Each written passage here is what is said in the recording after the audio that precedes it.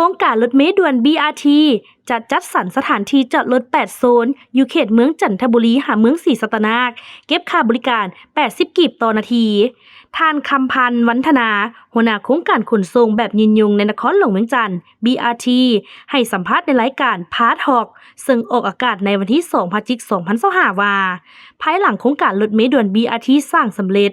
และเปิดนำใช้อย่างเป็นทางการ ถนนเศรษฐาธิราชแต่ 4 แยกวัดอินแปลงหา 3 แยกหอคำ จะบ่อนุญาตให้จอดรถอยู่ทั้ง 2 ฝากทางอย่างเด็ดขาด และจะจัดสรรสถานที่จอดรถ 8 โซน อยู่เขตเมืองจันทบุรี เมืองศรีสัตนาค นครหลวงเวียงจันทน์ จะจัดสรรสถานที่จอดรถตามโฮมต่างๆที่สามารถรองรับการจอดรถได้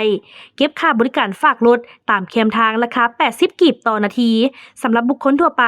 ส่วนบุคคลใดมีเรือนอยู่เขตแคมทาง แต่บ่มีบ่อนจอดรถอาจจะสามารถมอบเหมาเป็นรายเดือนได้